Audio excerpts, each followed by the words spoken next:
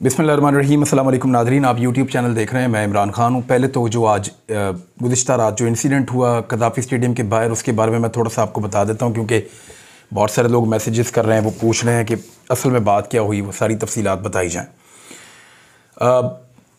लाहौर कलंदर को मैं सपोर्ट करता हूँ। मैं इंतज़ार कर रहा था कि लाहौर में जब ये टीमें आएंगी तो हम जाएंगे और जाकर मैच देखेंगे, और मेन मकसद हमारा मैच देखने का ही था।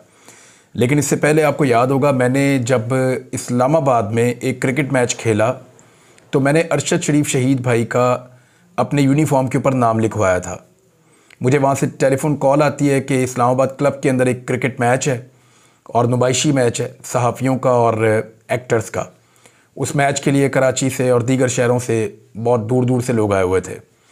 तो मैंने उनसे ये रिक्वेस्ट की कि जी आप मेरा जो यूनिफॉर्म है उसके पीछे इज़हार यकजहती के लिए शहीद अरशद शरीफ का नाम लिखवा दीजिएगा। उन्होंने वो लिखवा तो दिया, लेकिन उसके बाद उन्होंने मुझे बताया कि उनको उसके बड़े नताइज भुगतना पड़े हैं, बल्कि वहाँ पे बहुत सख्ती भी की गई, बाद में भी सवालात उठाए गए, कुछ लोग भी वहाँ पे मौजूद रहे उस बीच में जितनी देर तक वो मैच होता रहा। तो वो सिचुएशन में मैं कहना नहीं चाहता कि उन्होंने क्या कुछ घटिया हरकतें उस दिन की, लेकिन वहाँ पर वो सब कुछ होता रहा। तो मैं तो सिर्फ इज़हार यकजहती कर रहा था, और आज भी यही है। हमें अरशद शरीफ शहीद के लिए इंसाफ चाहिए। दुनिया भर के स्टेडियम्स के अंदर लोग इस तरह के बहुत सारे जो हैं वो जेस्चर्स देते हैं। मैं आपको चंद मिसालें दे देता हूँ। मिसाल के तौर पे उर्दन के स्टेडियम के अंदर बैतुल मक़दस में जो इसराइली जुल्म सितम होता है, उसके रद्द अमल के तौर पे अज़ान दी गई थी। उर्दन का जो दारुल हुकूमत है ओमान, वहाँ पे एक स्टेडियम है और वहाँ पे अज़ान दी गई थी और पूरे स्टेडियम ने वो अज़ान दी थी इज़हार यकजहती के लिए। इसी तरह जो स्कॉटिश फुटबॉल के जो फैंस हैं, वहाँ पे एक मैच हो रहा था और वो इसराइली टीम के ख़िलाफ़ खेल रहे थे, तो उन्होंने फ़लस्तीनी परचम उठा रखे थे, फ़लस्तीनी झंडे तकरीबन आधे से ज़्यादा स्टेडियम ने उठाए थे फ़लस्तीनियों के लिए आवाज़ बुलंद करने के लिए। अभी कतर में जो हमने देखा फ़ुटबॉल का टूर्नामेंट, उसमें हमने देखा कि लोग फ़लस्तीन के लिए आवाज़ उठा रहे हैं, झंडे लेकर आते हैं, पैगामात लेकर आते हैं। फ़ुटबॉल बहुत बड़ी गेम है, क्रिकेट तो बहुत छोटी गेम है उसके सामने।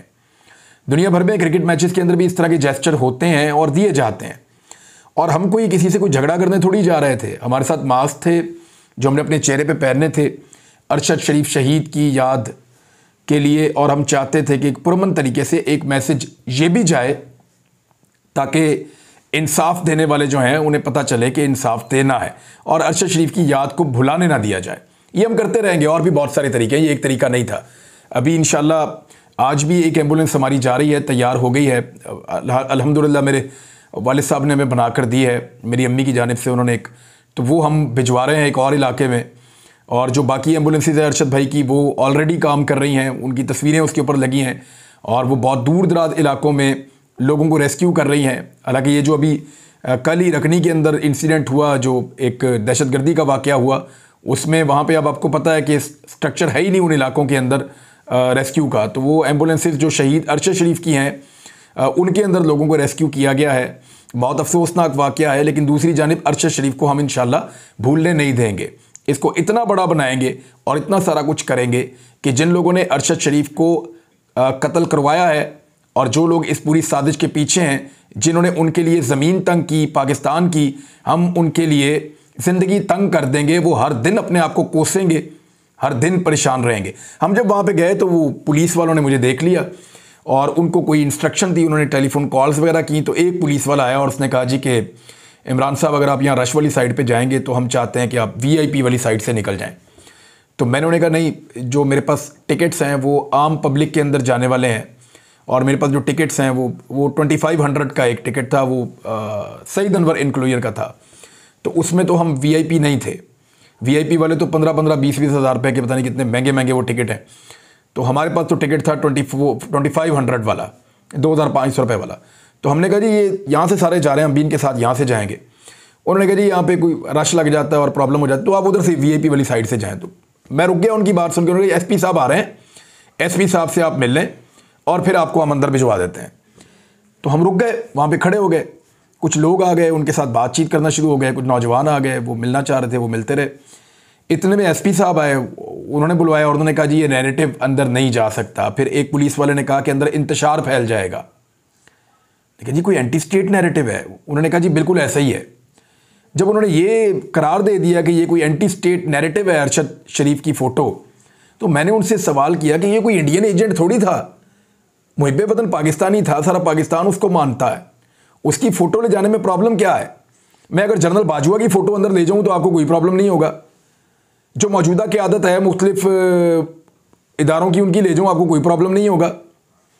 मैं अगर ये जो सियासतदान इस वक्त हुकूमत में है इनकी फ़ोटोज़ ले जाऊँ तो आपको कोई प्रॉब्लम नहीं होगा। अरशद शरीफ शहीद से आपको प्रॉब्लम क्या है? और बहुत सारे लोग बहुत सारी चीज़ें लेकर अंदर जा रहे थे। अच्छा, हमारे पास ये मास्क जो दोस्त बनाकर लाए थे ये थोड़ी सी ज़्यादा तादाद में थे, तो वहाँ पे लोग हमसे मांगना शुरू हो गए थे, तो हमने लोगों को दे दिए। और बहुत सारे नहीं, मेरे ख्याल में कुछ सैकड़ों लोग अंदर लेकर भी चले गए और जाकर वो स्टेडियम में पहन कर उन्होंने मैच भी देखे। बाद में उनकी वो तस्वीरें और वीडियोस बाहर आई। लेकिन बहरहाल पुलिस ने हमारे साथ ज़्यादती की और जिस तरह से उन्होंने इसको एंटी स्टेट एलिमेंट बनाने की कोशिश की इस एक फ़ोटो को, उससे मुझे काफ़ी दुख हुआ। और उसके ऊपर फिर मैंने वहाँ पे, क्योंकि मेरे जज्बात थे, मैंने उनका इजहार भी किया।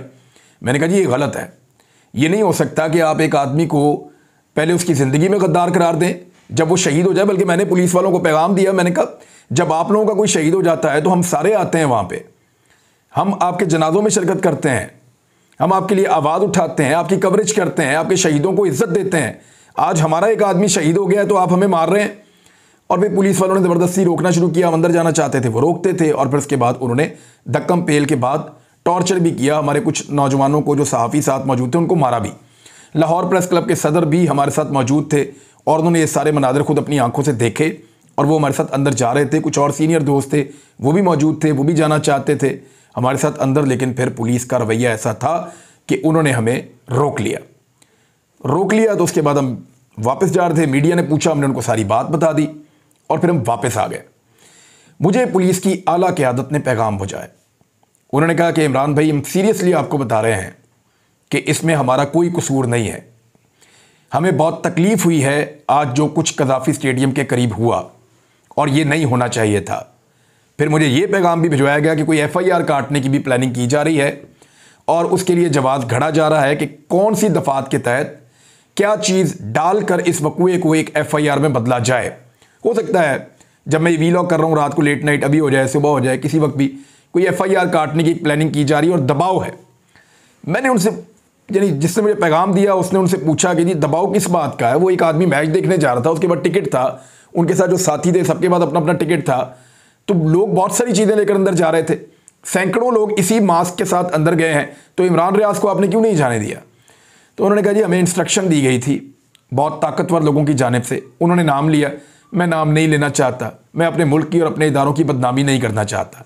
पुलिस के सीनियर ऑफिसर ने बाकायदा जो पैगाम भिजवाया उसमें उन्होंने उस एजेंसी का नाम लिया जिन्होंने मना किया कि इमरान रियाज को स्टेडियम के अंदर नहीं जाने देना।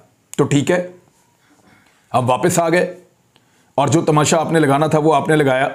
एक तस्वीर से डर रहे हैं, इतने बुज़दिल हैं। यानी आप सोचें कि जो तस्वीर से डर रहे हैं वो अरशद शरीफ से कितना डरते होंगे। ऐसे ही नहीं वो इस दुनिया से चला गया, इन्होंने उसकी लाश का मजाक उड़ाने की कोशिश की है, लेकिन वो इनको हॉन्ट करेगा। मैंने कहा था कि आपको सिर्फ मारना आता है, हमें मरने के अलावा और भी बहुत कुछ आता है और इस मामले में तो हम करेंगे और इंसाफ इंशाल्लाह लेंगे। अल्लाह रब्बुल इज़्ज़त हमारी मदद करेंगे और वो हमें इंसाफ दिलाएंगे। अरशद भाई की वालदा की भी दुआएं हैं, उनकी फैमिली की भी दुआएं हैं और पूरे पाकिस्तान की दुआएं हैं। अरशद शरीफ का इंसाफ दीजिए और इस मामले में से निकलिए।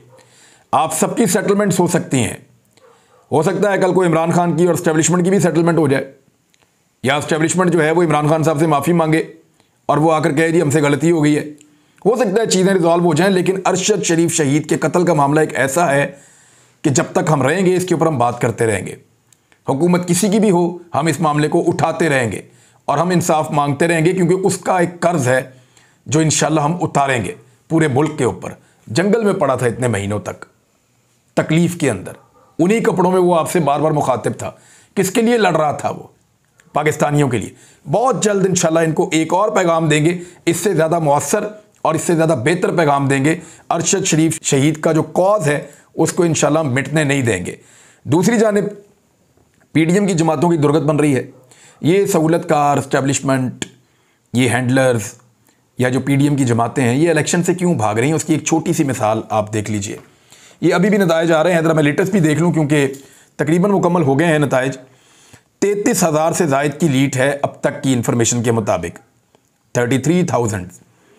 और ये NA-193 है इस वक्त इसका नाम। यहाँ से जाफ़र खान लगारी साहब पहले MNA थे, 81,000 वोट उन्होंने लिए थे। और अब मोहसिन लगारी साहब यहाँ से इलेक्शन लड़ रहे थे पाकिस्तान तहरीक इंसाफ के टिकट पे। पहले उन्हें बहुत कम वोट मिले थे, गालिबन 5,000 से भी कम उनको वोट मिले थे पहले जब वो आज़ाद हैसियत में इलेक्शन लड़े थे। लेकिन अब जो वोट उनको अभी तक की इतला के मुताबिक मिले हैं वो जाफ़र खान लगारी साहब को जो वोट मिले थे उसको क्रॉस कर गए हैं। PMLN के वोट्स जो हैं वो पहले की निस्बत कम हुए हैं। पीपल्स पार्टी के वोट्स जो हैं वो पहले की निस्बत बहुत ज़्यादा कम हुए हैं। और वो इतने ज़्यादा कम हो गए हैं पीपल्स पार्टी के वोट के, उनको अब दोबारा से देखना पड़ेगा। क्योंकि बहुत सारे सहाफ़ी ये कह रहे थे, बड़े बड़े तुर्रम खान, कि एस्टेब्लिशमेंट ने बिलावल को पसंद कर लिया है और एस्टेब्लिशमेंट की नज़र में बिलावल अगला वज़ीर आज़म बनेगा। ये पड़ा वज़ीर आज़म आपका। वो कहता है 1,000 रुपया दे रहा हूँ, इनकलाब आ जाएगा पाकिस्तान में। वो कहता है कि अमीर आदमी जो है हम उनको और अमीर करेंगे, अमीरों को पैसा बनाने देंगे, उससे पाकिस्तान में गुर्बत ख़त्म हो जाएगी। और पूरी दुनिया में ये फार्मूला नहीं चलता। आपने गरीबों को सपोर्ट करनी होती है, आपने मिडिल क्लास को ऊपर लेकर आना पड़ता है। मिडिल क्लास जितनी तेज़ी से ऊपर आती है, मुल्क उतनी तेज़ी से आगे बढ़ते हैं। जो अमीर हैं अगर वो और अमीर होते चले जाएंगे तो फिर तो कोई फ़ायदा नहीं। और ये वाली पॉलिसीज़ जो हैं वो तो तबाह करेंगी पाकिस्तान को। बहरहाल ये बिलावल की सोच है और आपके सामने है। 2018 की निस्बत जो है वो ज़्यादा वोट पड़े हैं और 225 पोलिंग स्टेशन के जब तक नताए जाए थे, अभी कुछ थोड़ा सा बाकी था, तो 85,000 वोट पाकिस्तान तहरीक इंसाफ ने 81,000 की निस्बत हासिल की है, पहले से ज़्यादा। अभी और वोट आ जाएंगे। जबकि PMLN जो है उसके वोट कम हुए हैं, पीपल्स पार्टी के वोट बहुत कम हुए हैं और निशान इबरत ये लोग बन रहे हैं। अब ये जो इलाका है जामपुर का, जहाँ पे ये इंतखाब हो रहा था, यहाँ पिछले चंद दिनों से ऐसा लगता था कि कर्फ्यू लगा हुआ है। ऐसा लगता था कि जैसे ये कोई मकबूजा इलाका है। जिस तरीके से पाकिस्तान तहरीक इंसाफ के कुछ लोगों ने शिकायत की, मकामी रहनुमाओं ने, उनके घरों तक को आग लगा दी गई, उनके साथ जुल्म और जबर किया गया, उनकी गाड़ियाँ छीन ली गई, उनके जो लाइसेंस वाले वेपन्स थे वो तक छीन लिए गए, उनके लोगों को बंद किया गया, उनको लगातार हरासा किया गया। और जहाँ जहाँ पे पोलिंग पाकिस्तान तहरीक इंसाफ के फ़ायदे में होनी थी वहाँ पे चीज़ों को स्लो किया गया। हर तरह की धांधली करने के बावजूद पाकिस्तान तहरीक इंसाफ ने रिकॉर्ड मार्जिन के साथ जनूबी पंजाब में PMLN को शिकस्त दी है। और PMLN के यानी धांधली के बावजूद यानी 20-25 हज़ार की लीड से तो ये पहले ही आते हैं, तो कौन से इनको वोट पड़े हैं? तो कुछ वोट नहीं पड़े, बेड़ा गर्क हो गया। पूरी की पूरी PDM को मिलकर इतने वोट नहीं पड़े। यानी इमरान खान साहब की जमात ने अकेली ने जितने वोट हासिल किए हैं, बाकी सारी जमातों ने मिलकर भी उतने वोट हासिल नहीं किए। तहरीक लबैक की बहुत बुरी दुर्गत बनी है यहाँ पे इस हल्के के अंदर NA-195 में। तहरीक लबैक को ये बात समझनी पड़ेगी कि पाकिस्तान में लोग एंटी एस्टेब्लिशमेंट नैरेटिव पे चल पड़े हैं। तहरीक लबैक खादिम हुसैन रिजवी साहब के दौर के अंदर बहुत सारी चीज़ें वो अपनी मर्ज़ी से करते थे, लेकिन साद रिजवी साहब के आने के बाद ये तासुर बना कि शायद तहरीक लबैक जो है वो एस्टेब्लिशमेंट की पपेट एक पार्टी बन गई है और एस्टेब्लिशमेंट के कहने के मुताबिक ही मूव करती है और उस वजह से उनकी मकबूलियत में कमी हुई है। अभी उन्होंने आज से कुछ एहतजाज वगैरह का ऐलान किया है कि 27 तारीख से वो एहतजाज करेंगे, हड़तालें करेंगे। देखते हैं वो क्या कर पाते हैं। लेकिन एस्टेब्लिशमेंट का ठप्पा अपने ऊपर से उतारना तहरीक लबैक के लिए बहुत ज़रूरी इसलिए है कि पीपल्स पार्टी की जगह पे पंजाब में तीसरी बड़ी जमात उनको समझा जाने लगा था, लेकिन अब ऐसा नहीं है। अब पीपल्स पार्टी वापस अपने आप को रिवाइव कर चुकी है। और नाज़रीन, आखिरी खबर यह है कि जेल भरो तहरीक चल रही है। कल गुजरांवाला में पाकिस्तान तहरीक इंसाफ ने और शहरियों ने 125 लोगों ने मज़ीद गिरफ्तारी दी है। बाकी शहरियों की जानिब से भी मुख्तलिफ शहरों में गिरफ्तारी देने का जो है वो सिलसिला जारी रहेगा और ये अगले मरहले में दाखिल हो रहा है हर गुजरते दिन के साथ। तो वो जो खौफ के बुत की बात इमरान खान साहब कहते हैं बार बार, वो कुछ हद तक टूट रही है। मुल्तान में गिरफ्तारियां नहीं की, खैबर पख्तूनख्वा में डेलिब्रेटली गिरफ्तारियां नहीं की, रावलपिंडी वालों को मिन्नतें करते रहे, रास्ते में गाड़ियां रोक रोक कर पुलिस वाले के आप उतर कर घर चले जाएं, आपका शो हो चुका है, लेकिन उन्होंने कहा नहीं आप हमें ले जाएं। लाहौर में, रावलपिंडी में और गुजरांवाला में गिरफ्तारियां हुई हैं। अब देखते हैं कि बाकी जगहों पर क्या होता है। अब तक के लिए इतना ही। अपना ख्याल रखिएगा, अपने इस चैनल का भी। अल्लाह हाफ़िज़।